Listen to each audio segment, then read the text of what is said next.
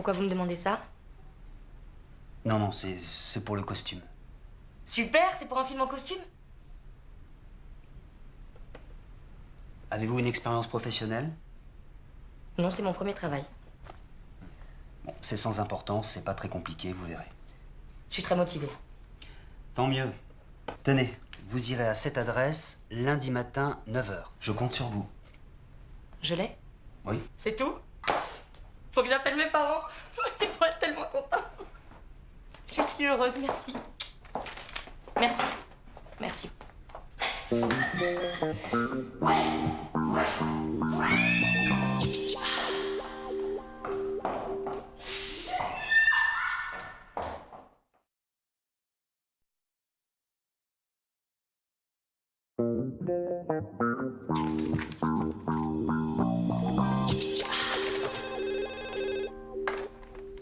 Allô? Le dossier Samex? Oui. Je le termine. Oui, dans 1 heure. Oui.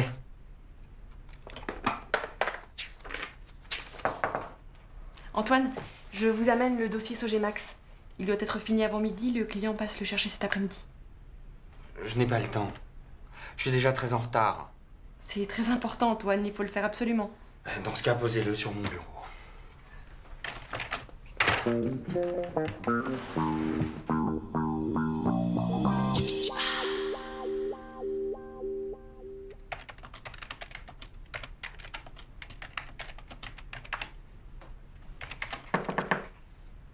Je vous dérange pas, Antoine?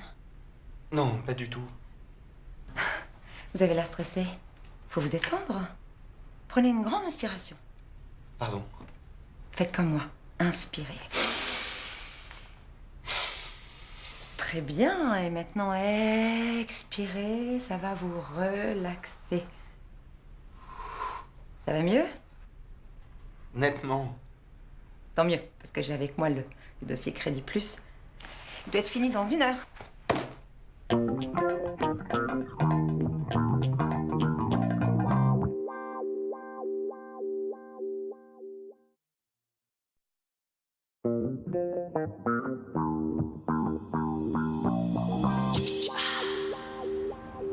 Oh là là, maman, j'ai le trac.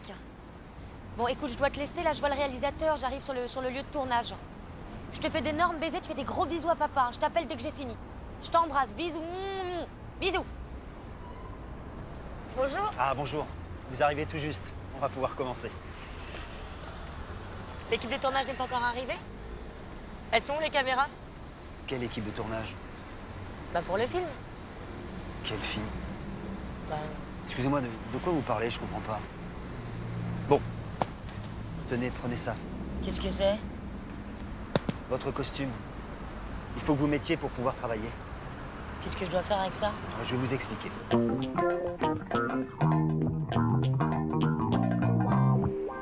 Non, vraiment, c'est parfait. Parfait. Tournez-vous. Impeccable. Impeccable. J'ai vraiment chaud dans ce costume. C'est normal, ça fait toujours ça au début. Tenez. Prenez ça. Qu'est-ce que je dois faire avec ça? Les vendre. Donner envie aux gens de les acheter. C'est une opération commerciale. Mais comment? Vous êtes actrice? Trouvez quelque chose? Faut donner envie aux gens d'acheter des petits pois. Ok? Bon. Je compte sur vous, hein? Je vous laisse. Il est midi, je reviens à 20 h. D'accord? Allez, bon boulot, hein? À tout à l'heure.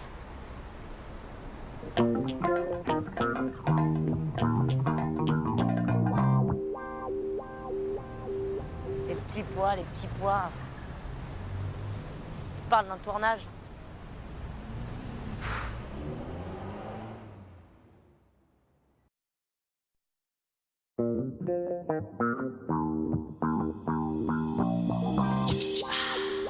Allô? Maman. Ça va? Ça me fait plaisir de t'entendre. Tu as eu mon message? Eh oui. J'ai donné ma démission au travail, oui. Non, t'inquiète pas, ça va aller. Oui, je vais chercher un emploi un peu moins stressant. Écoute, il faut que je te laisse, maman. Je vois quelqu'un que je connais. Oui, je t'embrasse. Salut, maman. Avec les légumes casse-graines, donnez de la hauteur à vos repas. Riches en vitamines, ils aideront vos enfants à bien grandir. Regardez-moi, depuis que j'ai mangé les légumes casse-graines, je fais 1m70. Je suis le lapin le plus grand du monde. Quelle énergie, hein. Elle est incroyable. Vous avez raison. Quel don d'improvisation, hein. Non, vous savez, j'ai l'œil pour repérer les gens qui ont du talent. Vraiment? Oui, c'est mon métier. Je suis producteur de cinéma. Très Et grand. je peux vous dire une chose, cette fille, c'est une future star. Il me la faut dans mon prochain projet. Écoutez, vous tombez très bien. Il se trouve que je suis son agent. C'est incroyable. Attendez, je vous laisse ma carte. Les légumes casse-graines. Appelez-moi très vite. Je compte sur vous, hein. Merci. Excellent.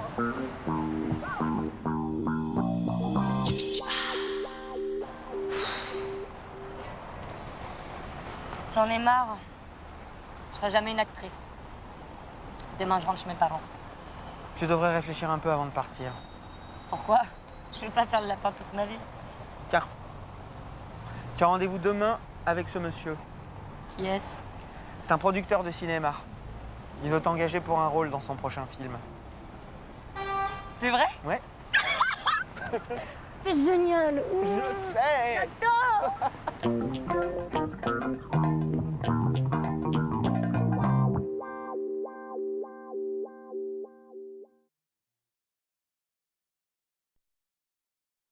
Pour un touriste, il n'est pas toujours facile de trouver son chemin dans Paris. Et il n'est pas toujours facile de trouver la personne qui vous renseigne. Avant de venir ici, on pensait que ce serait difficile car personne ne parle anglais. Mais ce n'est pas vrai. Vous êtes perdu dans Paris? Arrêtez-vous à un de ces kiosques. Ici, on vous accueille et on vous renseigne en français, mais aussi en anglais, en allemand, en espagnol, en italien, et aussi en russe et en japonais. La plus bizarre, où est Notre-Dame? Plusieurs fois, on nous l'a déjà demandé. Ouais, tout à l'heure, nous avons eu un touriste du Kazakhstan qui cherchait des restaurants russes. Parfois, on peut peu à répondre, mais sinon, on a l'Internet et comme ça, on peut nous aider. Hein. L'Office de tourisme de la ville de Paris s'adapte à de nouvelles demandes, en particulier chinoises. Les touristes seront nombreux cette année, intéressés par Paris-Plage ou la Coupe du Monde de rugby. 97% des touristes interrogés sur notre site internet ont l'intention de revenir à Paris, ce qui prouve que l'accueil n'est vraiment pas si mauvais que ça, bien au contraire. 70 millions de touristes ont visité Paris cette année. Alors, qui peut dire qu'en France on accueille mal les touristes? C'est une soirée historique. L'équipe de France de rugby vient de battre la Nouvelle-Zélande, les terribles All Blacks, en quart de finale de la Coupe du Monde de rugby. Trop fort, trop bon. Très très beau match. Le match a été difficile. Les Français ont eu très peur. Mais en deuxième partie, Michalak est arrivé et la chance a été du côté des Français. Les supporters remercient leurs héros. Je crois que ça a été magnifique.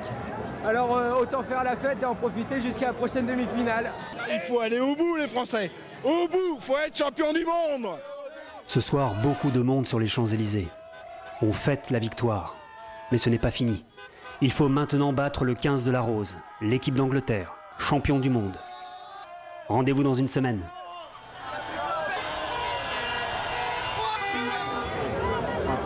Allez les Bleus. Allez les Bleus. Aujourd'hui, c'est le premier voyage du TGV sur la ligne Paris-Metz. Le train à grande vitesse est complet. Au bar, il y a du monde. Avec ce train, pour aller de Paris à Metz, les voyageurs vont mettre seulement 1h30. Alors, on boit le champagne. Ça fait 1 mois et demi qu'on cherchait des billets, on les a trouvés, on en a acheté 18. Il y a 2 groupes. J'en ai acheté 18 pour inviter tous mes amis à faire ce trait d'union avec Paris, un aller-retour. On trouve ça magique. D'autres voyagent en famille. Demain, c'est notre anniversaire de mariage, en fait. On a prévu ça depuis longtemps pour organiser cet aller-retour sur Paris à 15 €. Aujourd'hui, on peut aussi découvrir un autre train à grande vitesse sur la même ligne, l'ICE allemand, l'Intercity Express.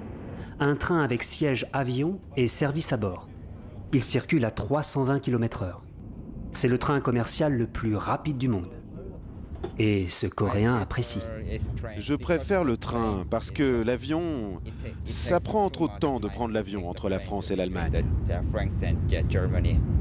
Alors aujourd'hui, les voyageurs ont envie de faire la fête. C'est le rêve des gourmets, Alain Lorca, Christian Villers et Pierre Gagnère réunis. 7 étoiles du guide Michelin à eux trois et l'envie de partager leur passion comme tous les chefs venus du monde entier à Mougins. C'est Alain Lorca qui commence avec un risotto glacé. Tous les chefs qui arrivent ce sont des chefs du monde entier, en New York, Liban, donc c'est aussi un partage, c'est aussi des connaissances différentes, c'est des recettes différentes, des saveurs différentes, donc c'est toujours intéressant d'avoir une palette comme ça de chefs internationaux qui viennent partager ces idées. Un peu plus loin, dans la vieille ville, c'est l'Afrique qui propose ses saveurs. Le chef camerounais Alexandre Bellaola prépare un poulet DG, ou directeur général. Bananes, épices, huile d'arachide, les ingrédients de l'Afrique associés au riz asiatique et au concentré de tomates européens. Pour l'Afrique aussi, une cuisine métissée. Le plat de paix, c'est le plat familial généralement en Afrique. Le tiboudienne, c'est un grand plat où tout le monde mange avec la main.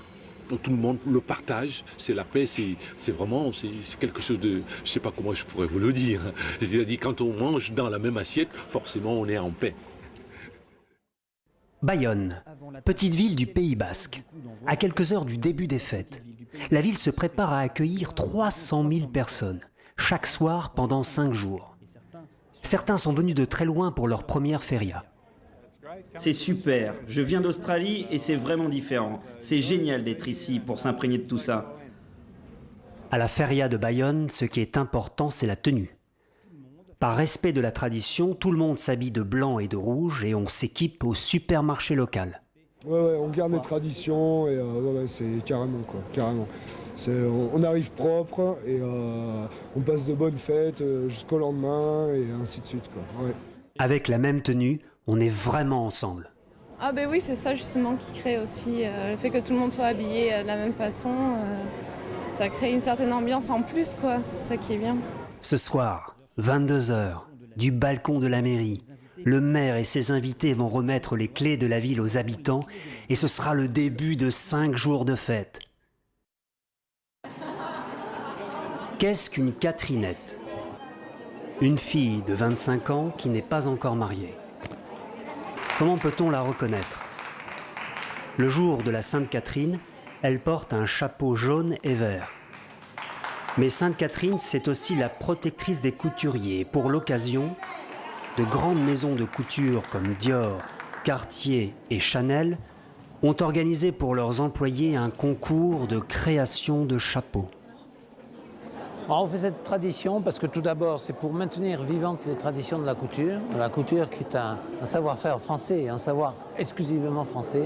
Vous avez vu qu'il y avait 2 jeunes filles, d'ailleurs, toutes les 2 ont été primées, qui avaient fait elles-mêmes leur robe.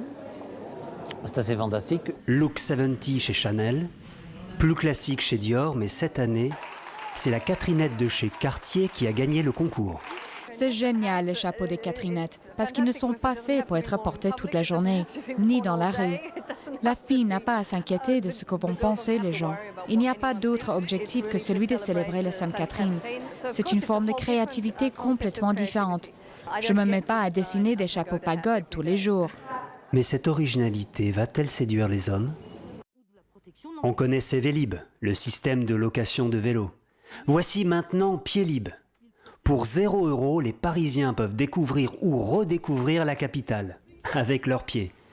Tout simplement, au lieu de vélo, on loue des chaussures. C'est le comédien Sébastien Brochot qui a eu l'idée de cette parodie. J'ai voulu reprendre un vélo, impossible. Donc je suis allé à pied à une autre borne, impossible, la station buguait.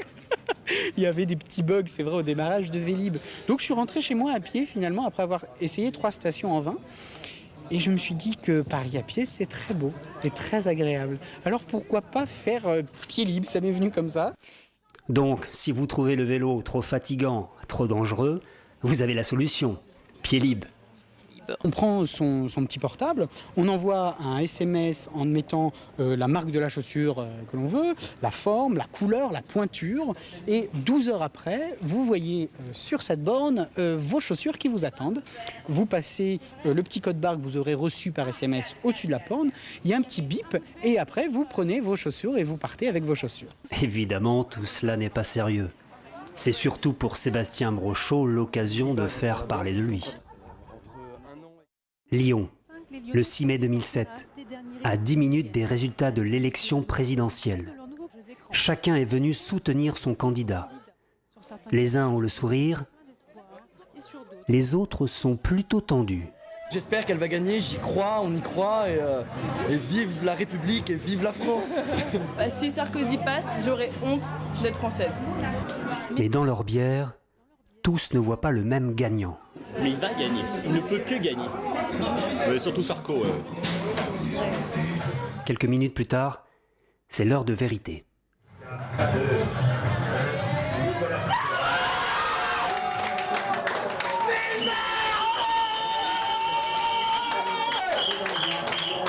Je suis déçu par les Français et voilà, c'est tout. J'ai peur de ces idées extrémistes. Je suis très ravi. Le score était un peu juste, mais c'est une bonne chose que Sarkozy soit passé. C'est qui le président? C'est Nicolas? Ah, ben il est timide le pauvre. Nicolas Sarkozy. On est vraiment content. Et moi j'avais prédit 54 pour lui et 53, c'est super. Les habitants de Lyon ont souvent voté au centre. Cette fois, ils ont nettement voté à droite.